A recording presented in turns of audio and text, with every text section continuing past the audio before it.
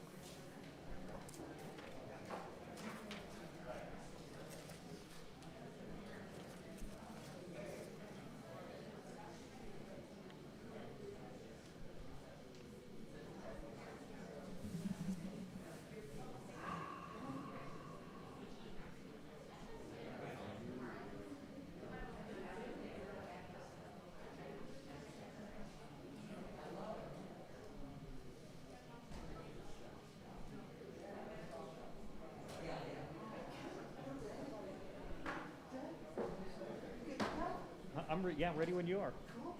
Let's do it. Thank you.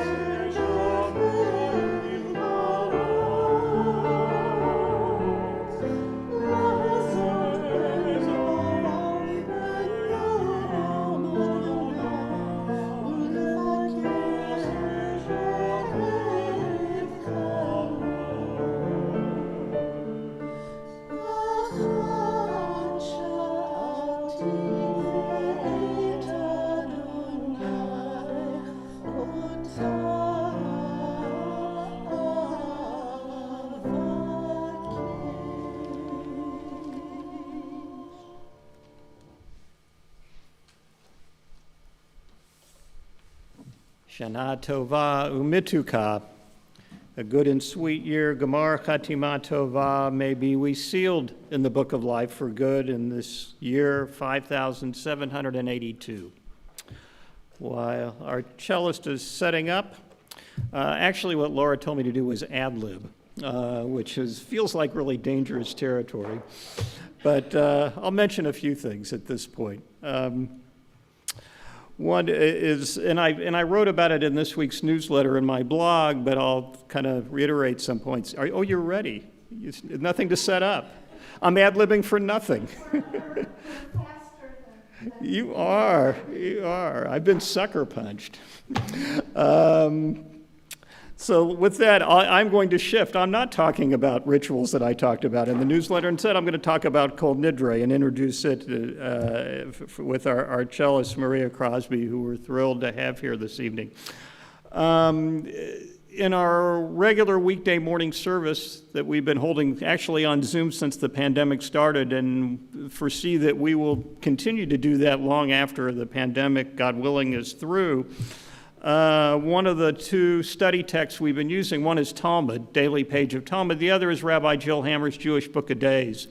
And Rabbi Hammer wrote for today's excerpt about Kol Nidre and about vows, because Kol Nidre is about us kind of annulling a vow if we are unable to complete it. And we always think of this as acknowledging our imperfection.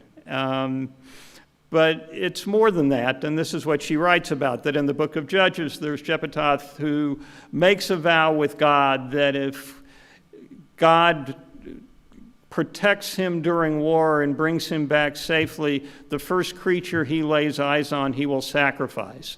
Well, the first creature he lays eyes on is his daughter, and he carries through with the vow.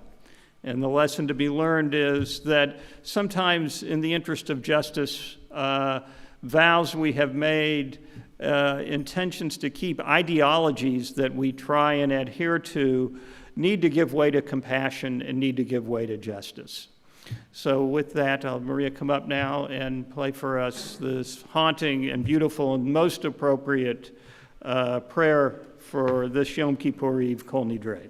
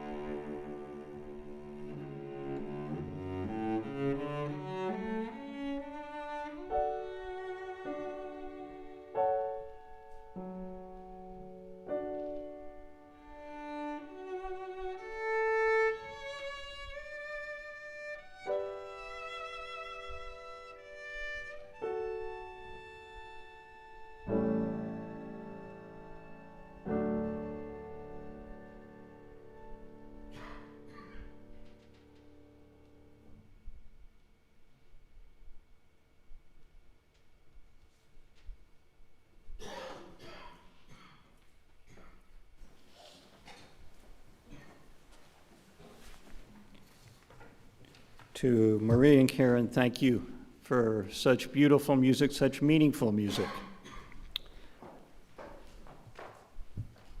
We continue our service. There's a reading on page 4. I mentioned that we do this little study thing in the morning when we gather for our regular weekday morning service, and we slip in a bit of study in the 15 minutes that we have to do it. And Jill Hammer was one. The other is a daily page of Talmud called Daf Yomi. If you go through the entire Talmud page by page in 7 years and a little over 5 months, you've done the whole thing. This approach was dreamed up by Rabbi Adin Steinsaltz, who literally brought Talmud back into the Jewish mainstream, meaning he died not too long ago, but a genius. And so in tribute to him and what we do with his program, I thought I'd read something from Adin Steinsaltz this evening about Yom Kippur. Jewish thought pays little attention to inner tranquility and peace of mind. The feeling of, behold, I've arrived, could well undermine the capacity to continue, suggesting as it does that the infinite can be reached in a finite number of steps. In fact, the very concept of the divine as infinite implies an activity that is endless, of which one must never grow weary. At every rung of the ascent, the penitent, like any person who follows the way of God, perceives mainly the remoteness. Only in looking back can one obtain some idea of the distance already covered, of the degree of progress. Repentance does not bring a sense of serenity of completion, but stimulates a reaching out in further effort. We continue now with lighting our candles for this Yom Kippur. I'll ask the Bambergers to come up. It's David and Alyssa.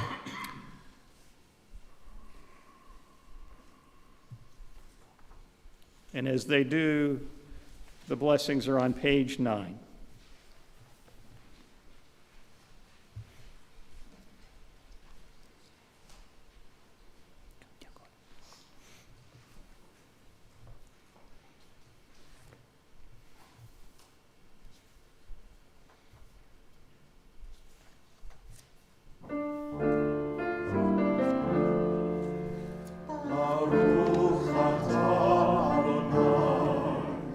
Eloheinu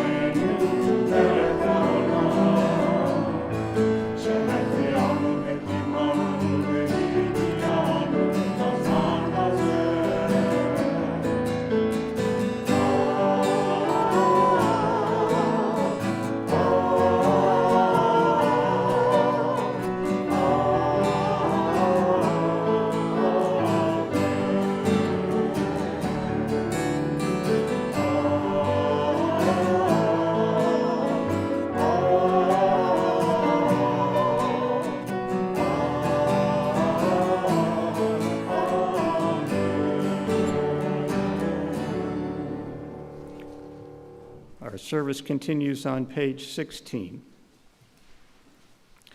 With one voice, assembled sages, past and present, declare, all may pray as one on this night of repentance. Let none be excluded from our community of prayer. With one voice, God and congregation proclaim, all may praise as one on this day of return. Let us find a place in this sacred assembly. The Kol Nidre prayer is on page 18. It is traditional to do it in the form of a chord, of a beit din, for which you need three, and usually if you in a congregation, a synagogue that'll have three Torahs are held. We only have one Torah, but we can muster three people, and it's my honor to call up Richie and Linda Rostenberg to join me as the Torah is held for Kol Nidre. I'll ask everyone to please rise. Kol Nidre is such an important prayer that you hear it 3 times in tonight's service. And it seems really wrong for us to have it to ourselves and not have you join with us. So I will help you know when to sing with us. Please join us.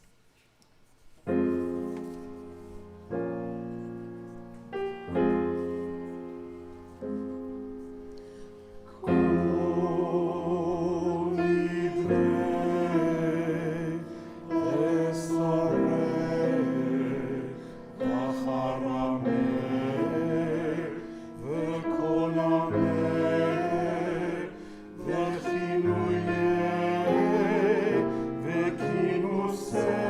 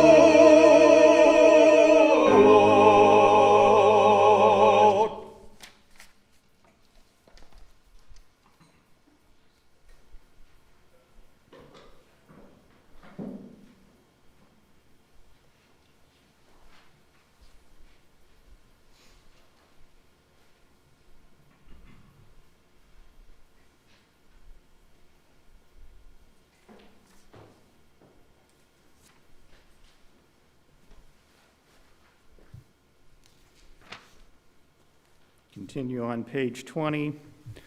All shall be forgiven, the entire community of Israel and the stranger who lives in their midst, for all have gone astray in error. Moses prayed to God, as you've been faithful to this people ever since Egypt, please forgive their failings now in keeping with your boundless love. And God responded, I forgive as you have asked. We now turn to page 22, continue with our call to prayer, Baruch Hu.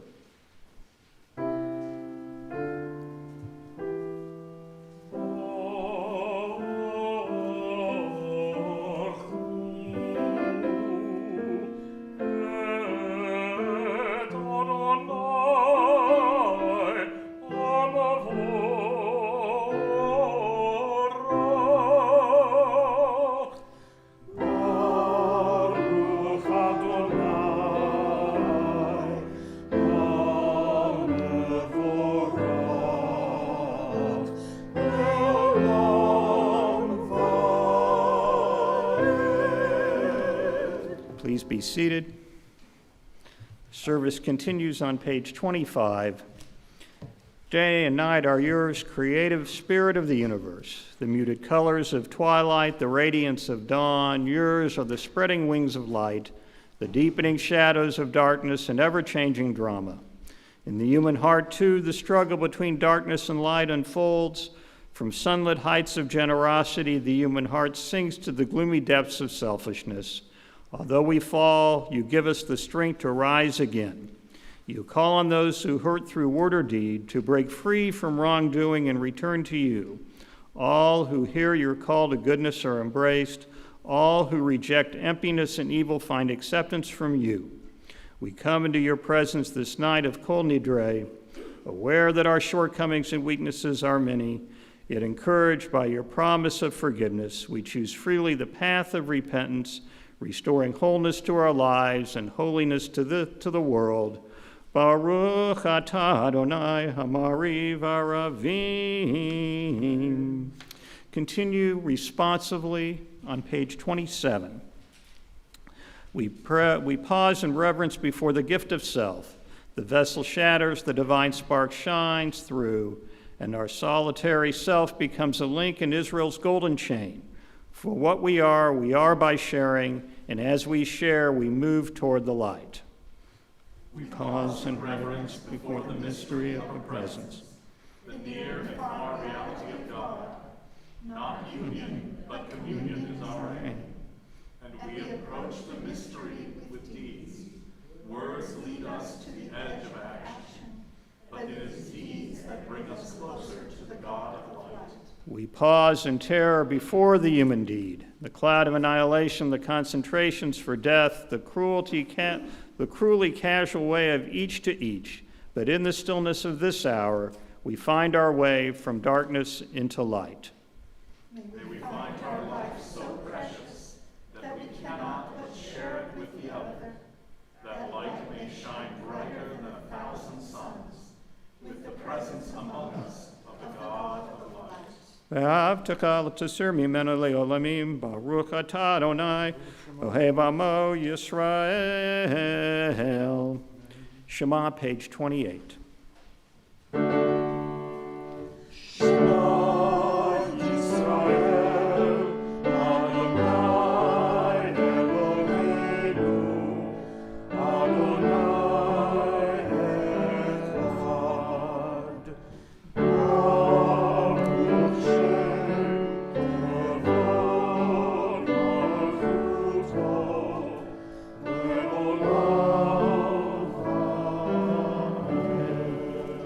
Page 30, Ve'ahavta.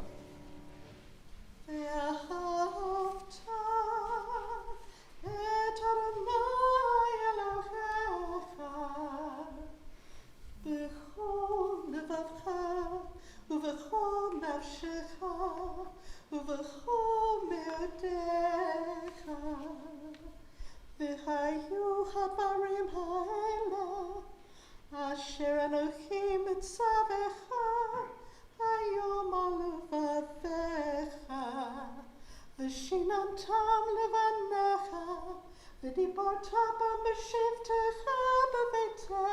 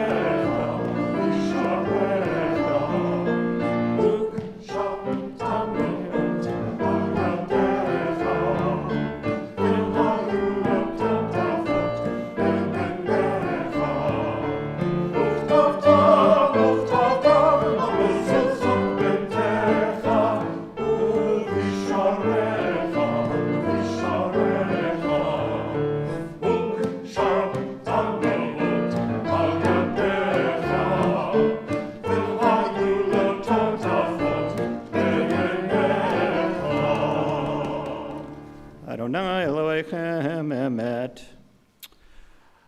So the fringes, the tallis that we wear with these fringes, there are one on each of the four corners.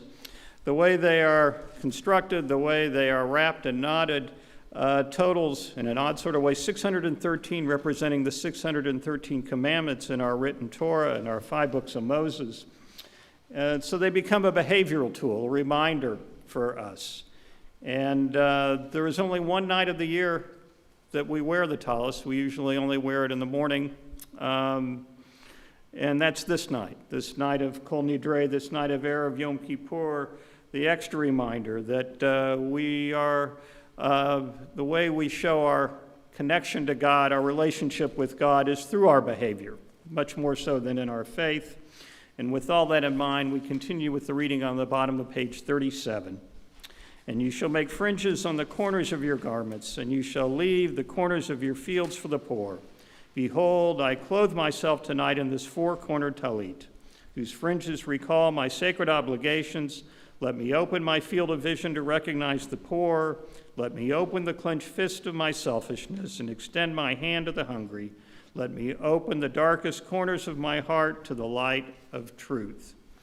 Our service continues now on page 40.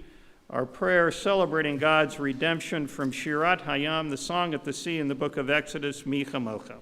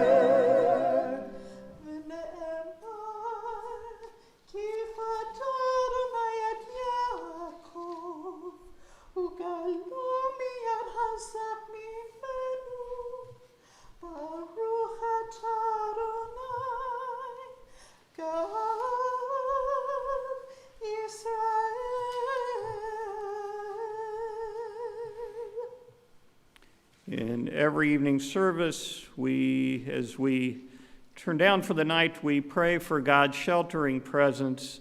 On page 42, Hashki Venu, let there be love. Many of you know this. Please join in with us. There are lots of tunes. Find one you like.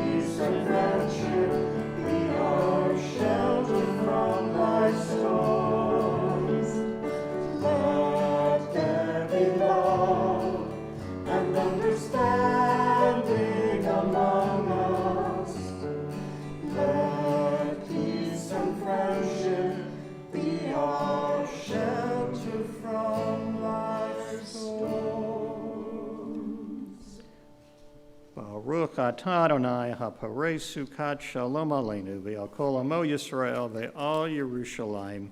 Blessed One, you spread over us a canopy of peace, the shelter of shalom over all Israel, your people, and over Jerusalem. Continue now on page 45. I'll ask those who wish may rise for the Chatzi Kaddish.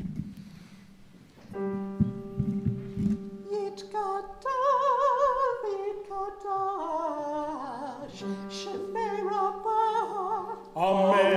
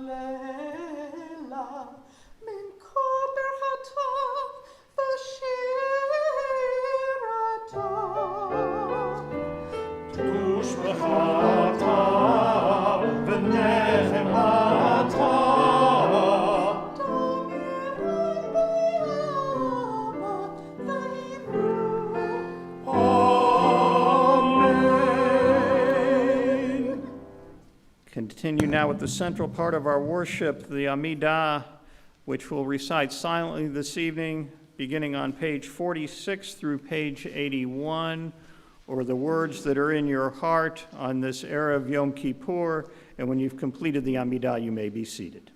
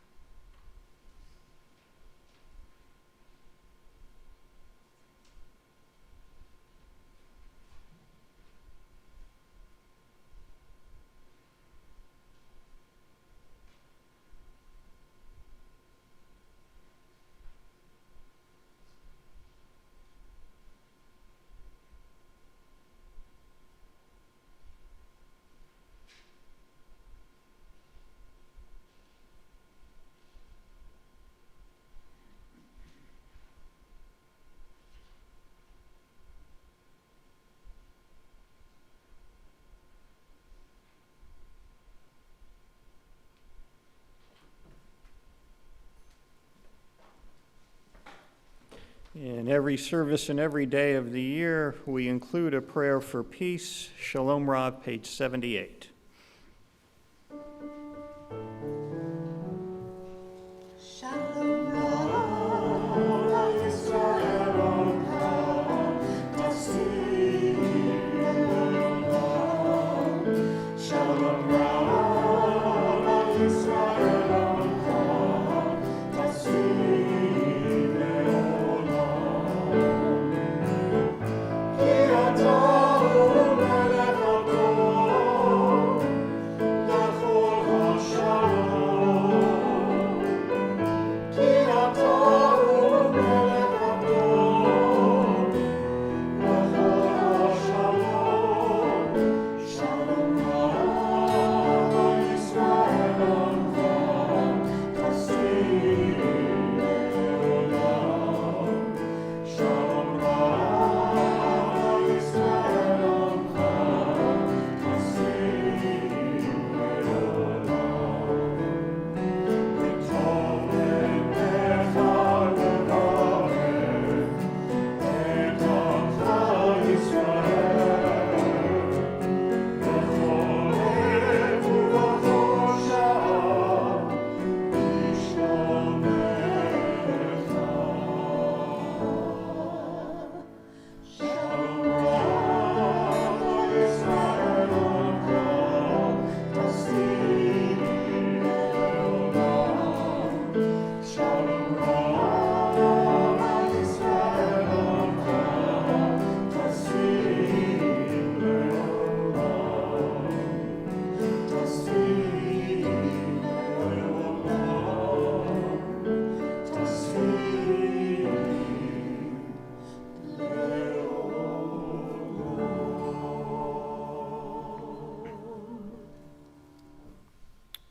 We now turn to page 82 as we enter into the first in our series of confessionals over this evening and tomorrow, Yom Kippur Day. Our God and God of all generations, may our prayers reach your presence, and when we turn to you, do not be indifferent. Adonai, we are arrogant and stubborn, claiming to be blameless and free of sin. In truth, we have stumbled and strayed. We have done wrong. Those who wish may now rise for Ashamnu, bottom of page 82. I da da da da, I da da da da, I da da da da da. Ashamnu, Ashamnu, Agadnu, Agadnu, Gazalnu, Gazalnu, Dibarnu Dofi, Dibarnu Dofi, Evinu, Evinu, Vehirshanu, Vehirshanu, Zadnu, Zadnu, Chamasnu, Chamasnu, Tafalnu Sheker, Tafalnu Sheker, Yatsnu Ra, Yatsnu Ra, Kizavnu, Kizavnu, Latsnu, Latsnu, Maradnu, Maradnu, Nihatsnu, Niatsnu, Sararnu, Sararnu, Ahavinu, Avinu, Pashanu, Pashanu, Sararnu, Sararnu, Kishinu Oref, Kishinu Oref, Rashanu, Rashanu, Shichatnu, Shichatnu, Tiavnu, Tiavnu, Tainu, Tainu, Titanu. Titanu. Of these wrongs we are guilty, we betray, we steal, we scorn, we act perversely, we are cruel, we scheme, we are violent. We slander, we devise evil, we lie, we ridicule, we disobey, we abuse, we defy, we corrupt, we commit crimes, we are hostile, we are stubborn, we are immoral. We kill, we spoil, we go astray, we lead others astray. Page 84, our turning from your mitzvot and laws of goodness is a hollow pursuit. You are just concerning all that happens in our lives. Your way is the way of truth, while ours leads to error. What can we say to you whose existence is beyond time and space? What words of ours can reach your realm beyond the clouds, beyond heaven itself? Every hidden mystery, every revelation, surely you know them all. You know the secrets of the universe and the secrets of the human heart. You know and understand us, for you examine our inner lives. Nothing is concealed from you. Nothing is hidden from your sight. Eternal One, our God and God of our ancestors, we pray that this be your will. Forgive all our wrongs. Pardon us for every act of injustice. Help us atone for all of our moral failures. We continue on page 86, reading responsively from the Hebrew to the English. A series of more confessionals, the long confession. Achet shratanu lefanecha bezadonu visgaga, ve'achet shratanu lefanecha b'dibur peh. The ways we have wronged you deliberately and by mistake, and harm we have caused in your world through the words of our mouths. Achet shratanu lefanecha b'mitz halev, ve'achet shratanu lefanecha b'divshut peh. The ways we have wronged you by hardening our hearts, and harm we have caused in your world through careless speech. Achet shratanu lefanecha b'chachash u'vichazav, ve'achet shratanu lefanecha b'chilut. The ways we have wronged you through lies and deceit, and harm we have caused in your world through gossip and rumor. Achet shratanu lefanecha b'flilut, ve'achet shratanu lefanecha b'zizul horim u'morim. The ways we have wronged you by judging others unfairly, and harm we have caused in your world through disrespect to parents and teachers. Achet shratanu lefanecha b'vidu peh, ve'achet shratanu lefanecha b'honat re'ah. The ways we have wronged you through insincere apologies, and harm we have caused in your world by mistreating a friend or neighbor. Achet shratanu lefanecha b'hozek yad, ve'achet shratanu lefanecha b'masa uvmatan. The ways we have wronged you through violence and abuse, and harm we have caused in your world through dishonesty and business. V'al kulam, bottom of page 87.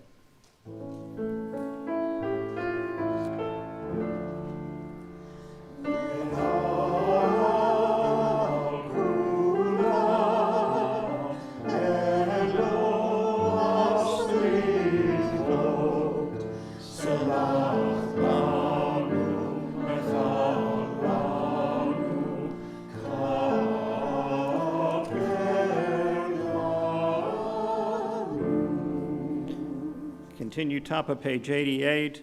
Achet sh'atanu lefanecha baglu uvasater, ve'achet sh'atanu lefanecha b'frikat ol. The ways we have wronged you openly and secretly, and harm we have caused in your world by losing self-control. Ve'achet sh'atanu lefanecha bilu arayot, ve'achet sh'atanu lefanecha b'ma'achal uv'mishteh. The ways we have wronged you through sexual immorality, and harm we have caused in your world through consumption of food and drink. Achet sh'atanu lefanecha b'yatzer hara, ve'achet sh'atanu lefanecha b'neshech uv'marbit. The ways we have wronged you by giving in to our hostile impulses, and harm we have caused in your world through greed and exploitation. Achet sh'atanu lefanecha b'latzon, ve'achet sh'atanu lefanecha b'ntiyat garon. The ways we have wronged you through cynicism and scorn, and harm we have caused in your world through arrogant behavior. Achet sh'atanu lefanecha b'sinat yachinam, ve'achet sh'atanu lefanecha b'dum'at sefatayim. The ways we have wronged you by hating without cause, and harm we have caused in your world through offensive speech. Achet sh'atanu lefanecha b'lishon hara, ve'achet sh'atanu lefanecha b'tzarut ayin. The ways we have wronged you with a slanderous tongue, and harm we have caused in your world through a selfish or petty spirit.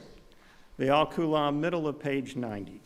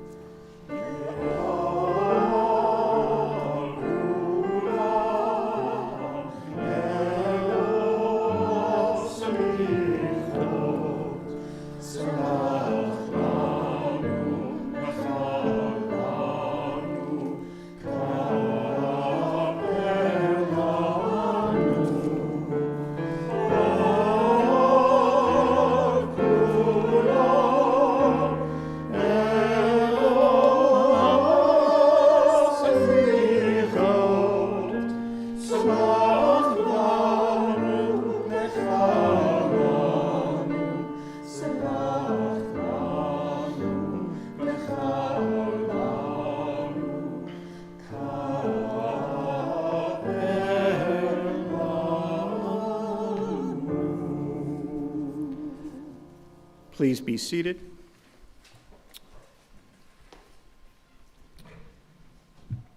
So here is the sermon that no rabbi in their right mind wants to give. It is the sermon about touching on the ongoing and seemingly without any hope for an end Israeli-Palestinian conflict. Not only is it a topic that never seems to generate widespread agreement amongst us Jews, it is invariably is one that leads to acrimonious disagreement, not exactly what we would call machloket l'shem shamayim, argument for the sake of heaven. However, if the rabbi of my youth, Rabbi Morris Margulies, Zichrona Livracha, of blessed memory, can talk about Palestinian rights in the 70s, then I should be able to talk about what I see as the present state of the conflict in this year 5782. Further, the most recent conflict and the narrative surrounding the conflict seem to bother me in new and very troubling ways. But first, my own background vis-a-vis Israel, which runs fairly long and deep. My first Hebrew school teacher, Tzivia Gaba, and her husband Joe, both also of blessed memory, were chalutzim. They were Israeli pioneers. We would discover much later in life that they were gun runners for the Irgun, a fascinating fact that I would have loved to learn more about. Tzivia was my teacher for my first 3 years of Hebrew school, and she is one prominent and essential reason I am standing here as a rabbi today. Tzivia and Joe became dear family friends, and my family spent many a Passover Seder at their home. I first visited Israel with the Kansas City pilgrimage in 1975 after my junior year of high school. You're welcome to do the math if you'd like. It took a long time for me to get back to Israel, but I did get back, first as part of the Hellsberg Jewish Leadership Program in the year 2000. I would take 6 more trips to Israel over the next 6 years after that. One trip as a part of Jewish Federation Israel and Overseas Committee. I co-chaired a community-wide mission with participation from nearly every synagogue in town, including their rabbis. A 36-hour mission comprising of 8 national Jewish leaders during my time as co-chair of Jewish Federation's General Campaign. That trip took place in the middle of one of the 2 intifadas when you could roll a bowling ball through downtown Jerusalem and not hit anyone. We met the mayor of Tel Aviv and their emergency response team, the late Prime Minister and President of Israel, Shimon Peres, and Knesset member Michael Melchior. We went to a location in Jerusalem to witness the bomb squad at work in response to a potential bomb and visited the site of a pizzeria in Jerusalem that had been destroyed by a suicide bomber. 2 of my 3 boys participated in high school semester programs in Israel, both during the Intifada.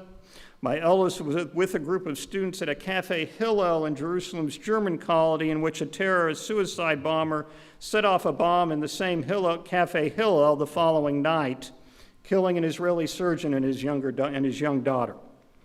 My 3rd son, my youngest, was on an exchange program with Israeli kids over 2 summers during his time in high school, all of which to say that when I do talk about Israel, I do not enter the topic lightly or without my own history. A recent Washington Post article lays out a chronology of the Israeli-Palestinian conflict from 1948 onward. This is not to say there hasn't been significant historical events prior to 48. In the chronology they lay out, it's a series of wars, uprisings, and intermittent glimmers of hope. My own editorial comment at this point would be that after the most recent outbreak of violence, the hope piece seems even more distant. To summarize the article, 1948 sees the end of the British Mandate and their presence in the land. This, along with Israel's Declaration of Independence and the decision of the United Nations, establishes the State of Israel. A coalition of Arab states allied with Palestinian factions battle Israeli forces. Israel ends up controlling a large portion of the territory. In that process, in 48, hundreds of thousands of Palestinians leave their villages, either fleeing their villages under fear of imminent threat and or being driven out of their villages. In the Palestinian world, this is referred to as Nakba, the Palestinian catastrophe. Fast forward to the Six-Day War in 1967. Lingering conflicts, including Egypt's continued blockade of shipping, leads up to the war. Israel is fighting on multiple fronts against Egypt, Jordan, and Syria. Israel gains the upper hand in the war early on by wiping out Egypt's air power. Israel takes control of the Gaza Strip, Sinai, the West Bank, Golan Heights, and the predominantly Arab East Jerusalem. This also includes the Old City of Jerusalem and the Kotel HaMariv, the Western Wall. Gaining control of the Old City alleviates a longtime threat from Jordan from their former vantage point in the Old City toward Jerusalem outside the walls of the Old City. So if you've been to Jerusalem, you kind of know the geography. But so, for example, when the Reform movement bought their campus in Jerusalem at Hebrew Union College, it was land that nobody else would buy or nobody else wanted, so they got it on the very cheap because it was within shooting range of the Jordanians in the Old City. This turned out to be the prime property in the city of Jerusalem. There was also a shul that we used to go to in Jerusalem in the neighborhood outside the Old City walls in Yamin Moshe, and you could see bullet holes still from when the Jordanians shot at it. So, as a 9-year-old loyal Jew, I took great pride in what Israel had accomplished in the Six-Day War. But yet again, more Palestinians flee or are displaced from their villages. 1973, the Yom Kippur War. Egypt and Syria launch a surprise attack on Yom Kippur. Israeli counteroffensive drives them back. 1978, the Camp David Accords. Menachem Begin and Anwar Sadat sign an agreement on the White House lawn. December 1987, the First Intifada, the Palestinian uprising. Many are killed or injured on both sides. Buses and cafes are blown up. Following that, in 1993, is the first of two Oslo Accords setting out a process for peace. This creates the Palestinian Authority to oversee administrative affairs in the West Bank and Gaza.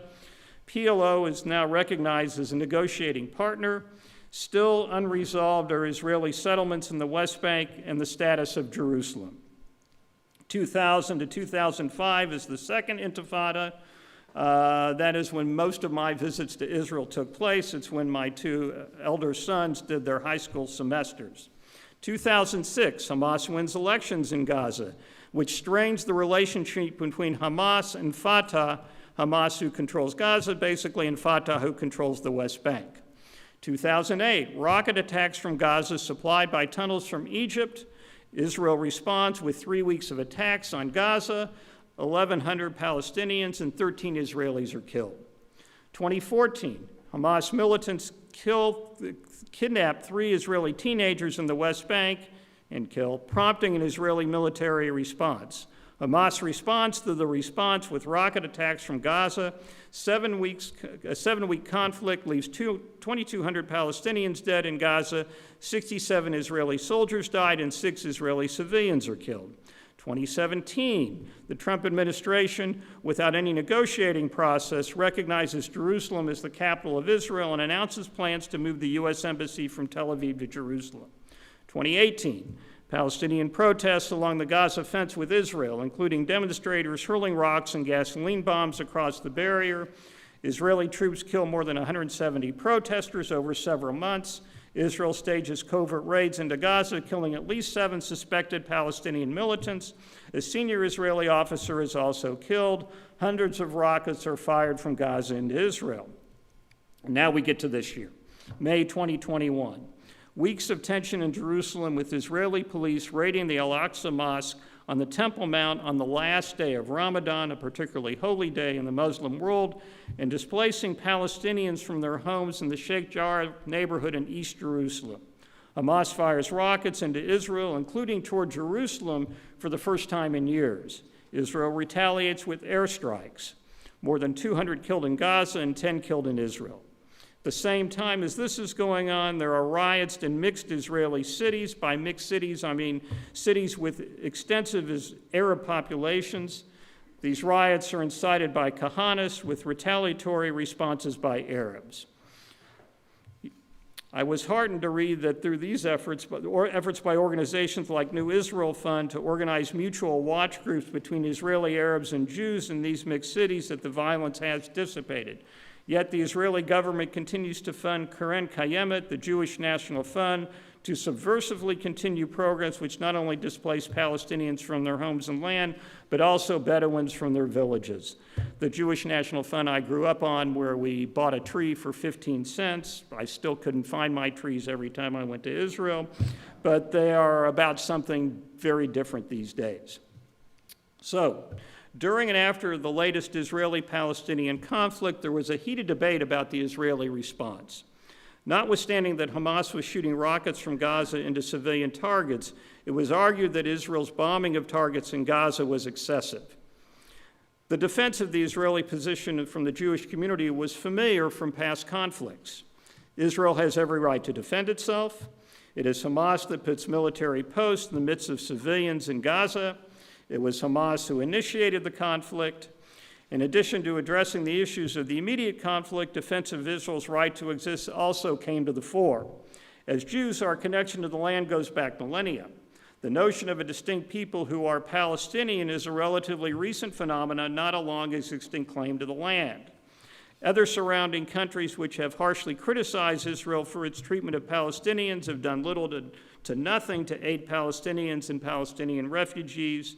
Israel, and by correlation Jews, are always held to a much higher standard when it comes to civil human rights than anyone else.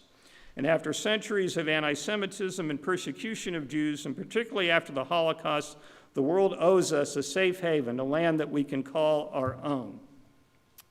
I think that generally speaking, all these defenses are true. But I also think there are other truths about the deficiency in Palestinian leadership and mischaracterization regarding Israel. So during the most recent conflict, I was on a webinar with 4 Palestinian women, and in fairness, their views varied in regard to how they characterized the conflict. But the more aggressive view was that the modern state of Israel represents a colonialist endeavor, which I would define as a desire to gain increasing amounts of territory in order to exert some sort of Jewish empire, and that Hamas represents a resistance movement. For the record, I don't think Israel is a colonialist or imperialistic endeavor. Rather, it is a legitimate response to an ongoing persecution of Jews and the need for a safe haven. Also, I do not think of Hamas as a resistance movement. Rather, their primary motivation is to retain and exert power in opposition to the Palestinian Authority, who essentially represent the controlling Palestinian faction in the West Bank. And the most recent attack by Hamas was in reality a power play response to Mahmoud Abbas canceling elections. Creating a military conflict, if not an all-out war, has been an unfortunate and too common means of exerting or gaining a hold on political power, a way to distract from the problems on the home front. Going back a little further, the saying about the late Palestinian leader Yasser Arafat, that he would never miss an opportunity to miss an opportunity. Extending from there, while Hamas is the primary presence in Gaza, as the primary presence in the West Bank, the Palestinian Authority has proven to be corrupt and abusive of Palestinian rights.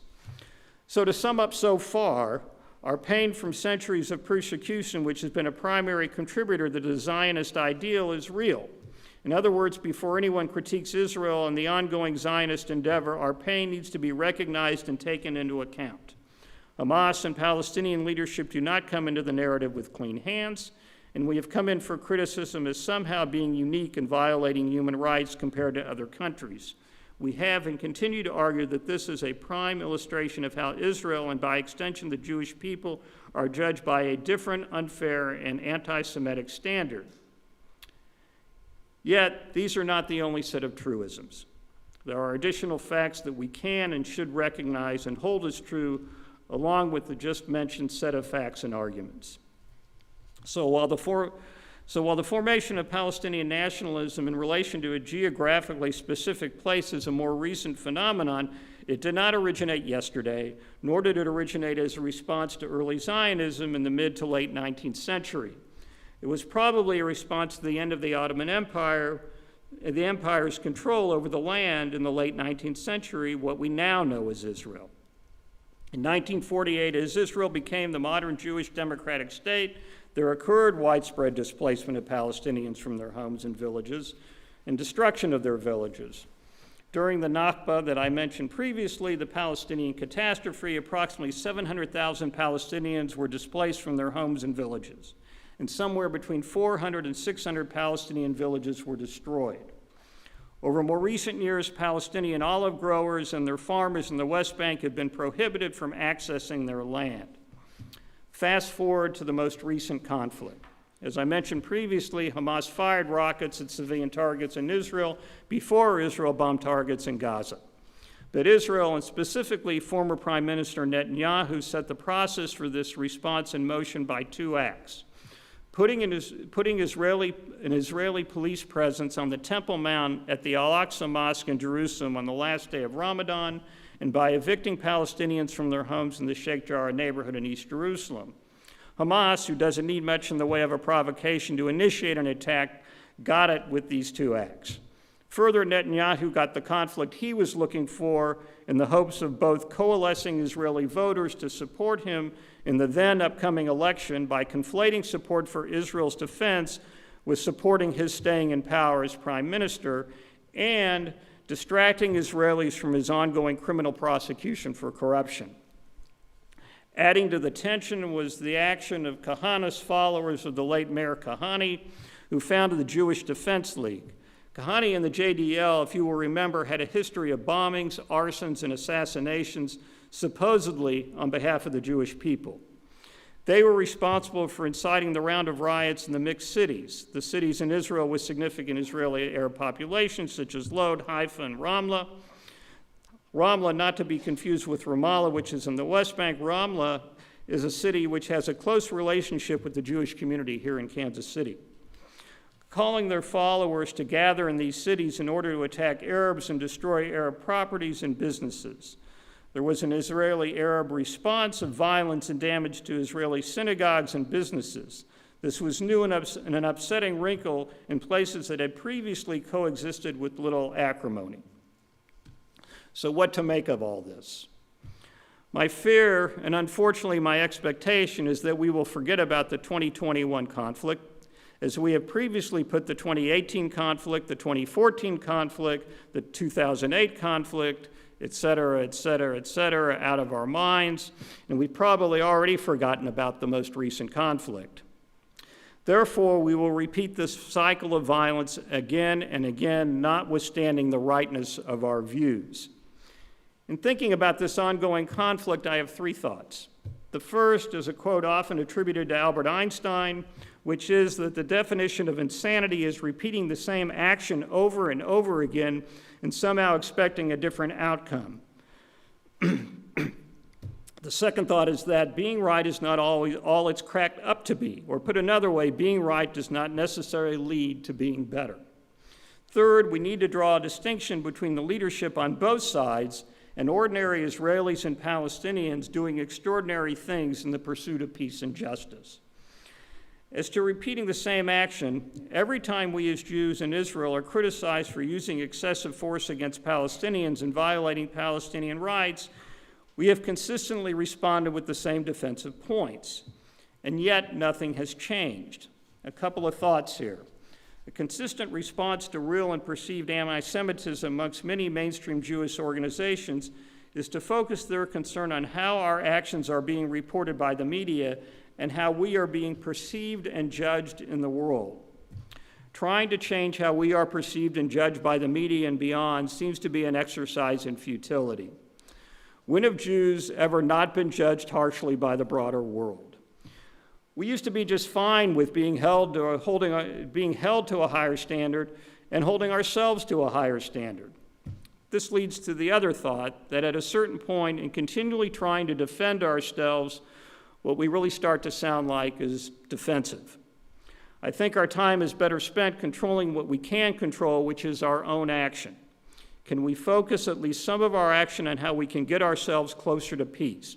To not just assert our own pain and victimhood of injustice, but also to see the pain and injustice endured by Palestinians. To separate the actions of Hamas and the Palestinian Authority from the average Palestinian family. What we do not hear about is that over the years there have been productive and meaningful partnerships between Palestinians and Israelis. The second thought, our need to be right, has been and continues to be an obstacle to needed empathy.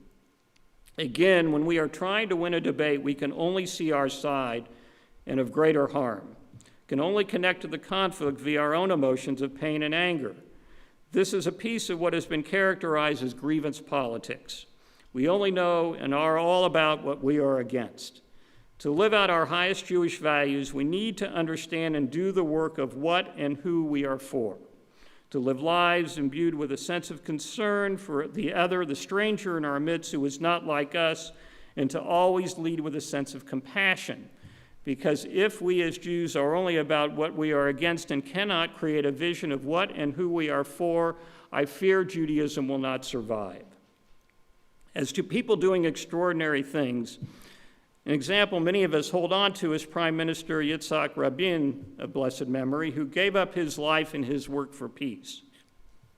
There are certainly organizations who've been carrying the mantle for peace and justice: New Israel Fund, J Street, Rabbis for Human Rights in Israel, and Truah, the rabbinic call for human rights here in the States. But I also want to point out a couple of examples of work by individuals. In the recent book, In This Place, A Palestinian's Journey to Collective Liberation, author Penina Eilberg-Schwartz, whose mother, by the way, is Rabbi Amy Eilberg, who was the first woman to be ordained as a rabbi by the conservative movement, co-writes with Palestinian Suleiman Khatib a chronicle of Khatib's life. Moving from a young Palestinian growing up in a close family, moving from a life of relative freedom to one of increasing restrictions on human rights and a life of greater hardship for his family, on to being jailed as a 14-year-old boy for stabbing an Israeli soldier. From there, he moves on to educating himself in prison, to becoming a Palestinian activist for peace. His work is grounded in the need for both sides to recognize the pain of the other and to join in nonviolent activism that works toward peace. The other example is Dr. Izzeldin Abuleish in his book, I Shall Not Hate, A Gaza Doctor's Journey on the Road to Peace and Human Dignity. Born and raised in a refugee camp in Gaza, Dr. Abuleish, whose education and training includes work at Harvard and of greater importance and meaning, crossing the border from Gaza and into Israel on a weekly basis to train in an Israeli hospital with Israeli doctors. Abuleish's 3 daughters were killed in their home by an Israeli tank attack in 2009. Yet, rather than seeking revenge, he has since committed his life to working for peace. You can see what he's been working on lately via his website, daughtersforlife.com. Thank God we have not been presented with events like Dr. Abuleish in our lives, in which we must fight an understandable tendency to respond with anger and victimization, to summon courage and dignity to work for a better world. All that is asked of us in this moment, in this new year of 5,782, is to summon the courage to work for change, to go to a place of discomfort, to find a different and better way to look at our own existence as Jews, and see a better world for all of God's created humanity. After all, isn't that what is commanded of us on every Yom Kippur? To engage in teshuvah, to turn from behavior that does not lead to the better, to a more meaningful and righteous existence. Turn to a life in which we work for the justice and dignity of others. May we all have the courage to change our narrative and work for a world of justice and compassion. Kain Yehi Ratzon, may that be God's will. Now continue our service, page 98, Shema Kol Nidre.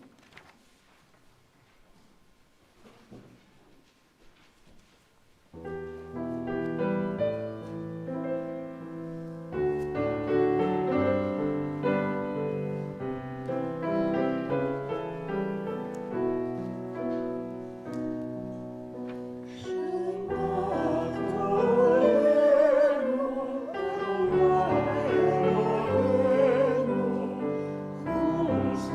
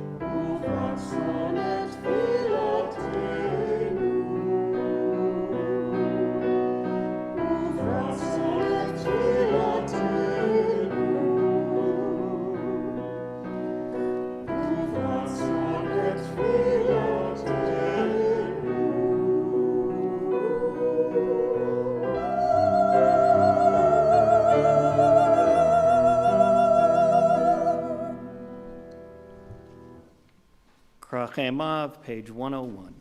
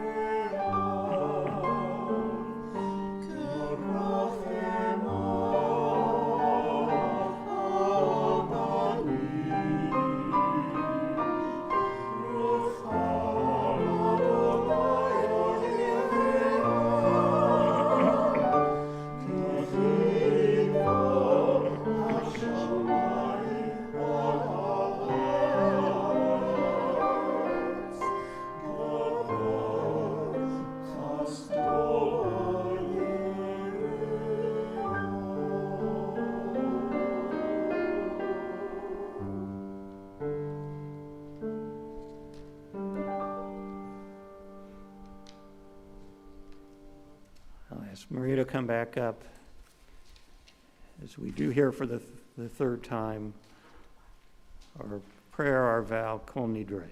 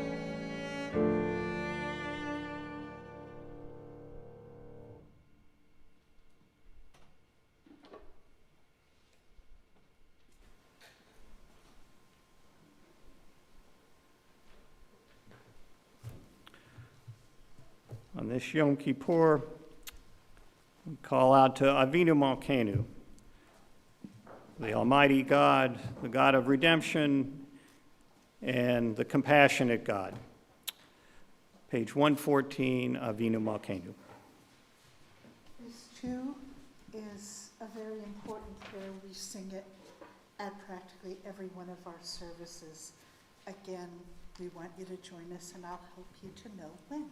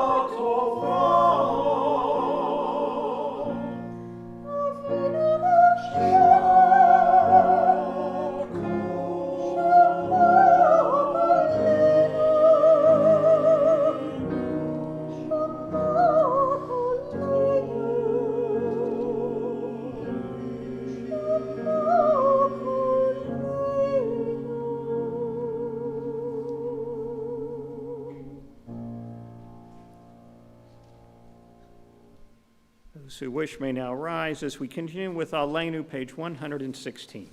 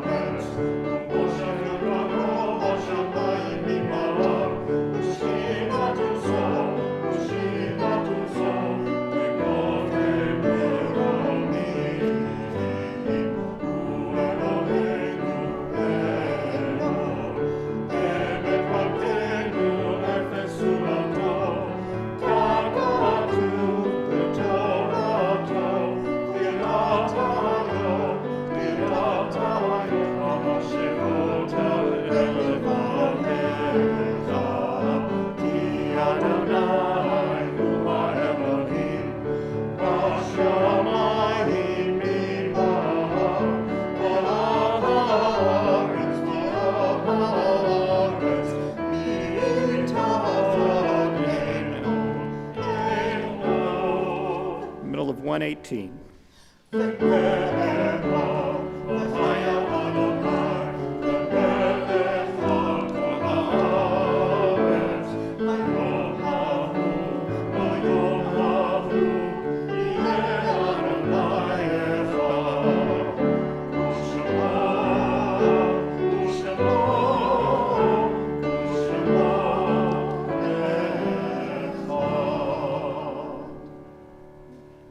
As we are about to recite Mourner's Kaddish, we note that we observe this week the Yortzeit of Daniel Karp, father of Ellen Karp. Kaddish Shatom, Mourner's Kaddish, page 122. Yikadal v'yikadash shemei rabbah, ve'almad divrach yiruteh, ve'amlich malchuteh, v'chayachon u'v'yamechon u'v'chayeh d'chol beit Yisrael, v'agala v'zman kari v'imru, Yehei Shmei Rabba Mevarach Le'olam U'Lamei Omaya Yitbarak V'Yishtabak V'Yipa'ar V'Yitroman V'Yitnaseh V'Yitadar V'Yitalev V'Yitalal Shemei D'Kudisha B'Richu Le'la Le'la Mikol Birchata V'Shirata Tushbachata V'Nekamata Damiran Be'alma V'Imru Yehei Shlama Rabba Min Shemaya V'Chaim Aleinu Ve'al Kol Yisrael V'Imru Oseh Shalom B'Romav Hu Yaseh Shalom Aleinu Ve'al Kol Yisrael Ve'al Kol Yoshvei Tevel V'Imru. May the source of peace send peace to all who mourn and comfort to all who are bereaved. And let us say, Amen. Please be seated. Continue with Chahat Sha'alti, page 124.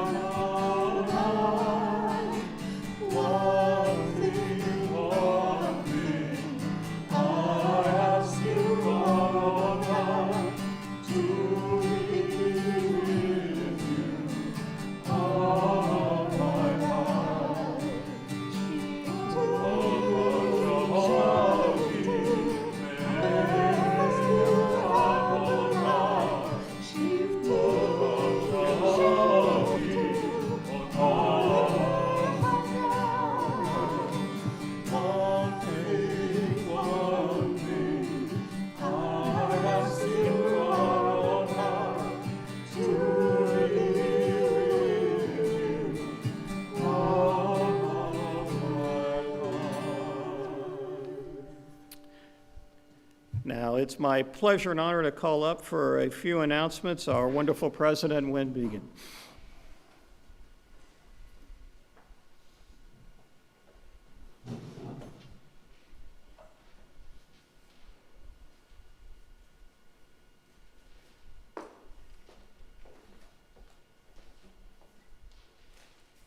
Well, good evening. It's so good to see all of you here in person and know there's just about double the amount of people watching us now in live streams. So we've got, I believe, 50-some here and another more than 50 watching from home, and I believe that's a record. We're very thrilled. This year is an especially tough year, I think, for all of us with everything that is swirling around us.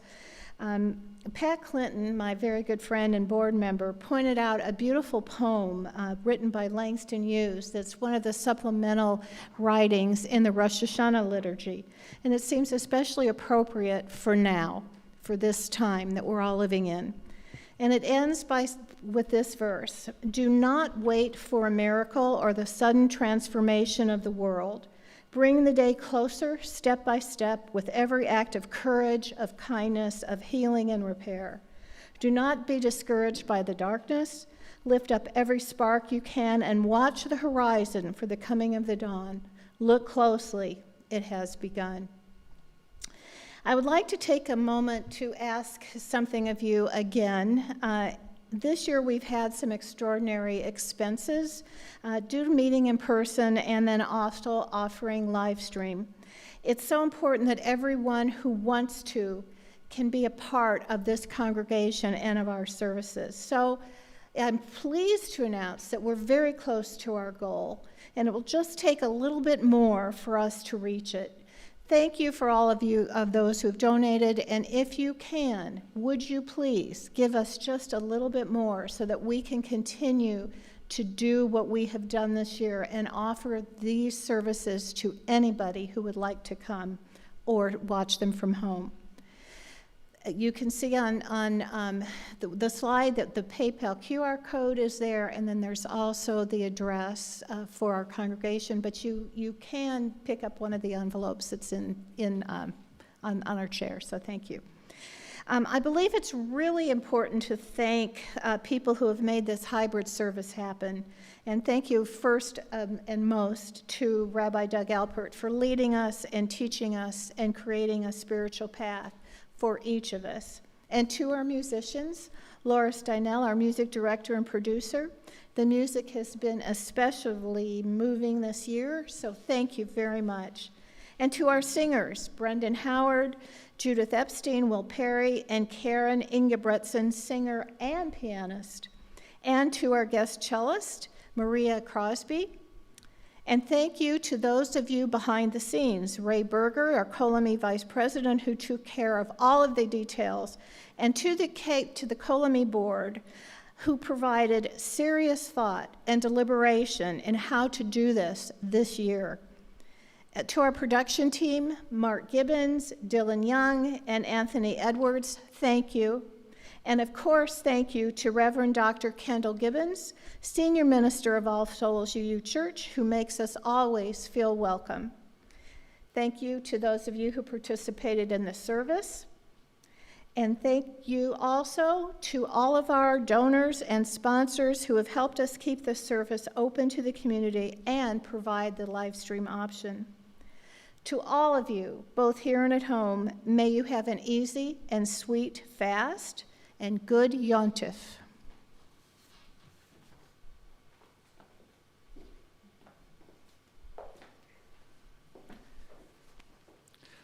As the hour is late, I won't go through and list all the thank yous that Wynn just relayed, other than to say I agree and thank everybody who was named.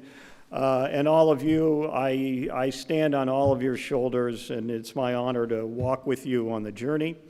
It is traditional on Erev Yom Kippur to end with Yigdal. It is taken from Maimonides' 13 Articles of Faith, and I think they're going to post up the words on the big screen.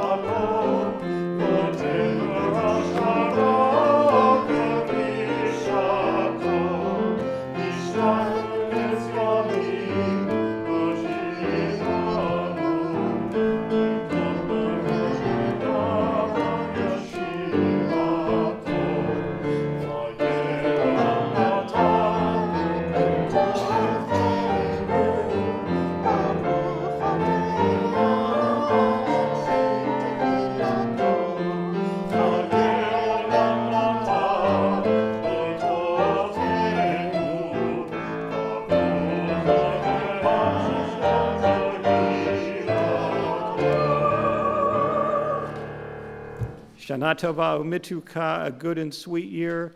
If you're fasting, may it be a meaningful fast and be a healthy and safe fast. Shana Tova.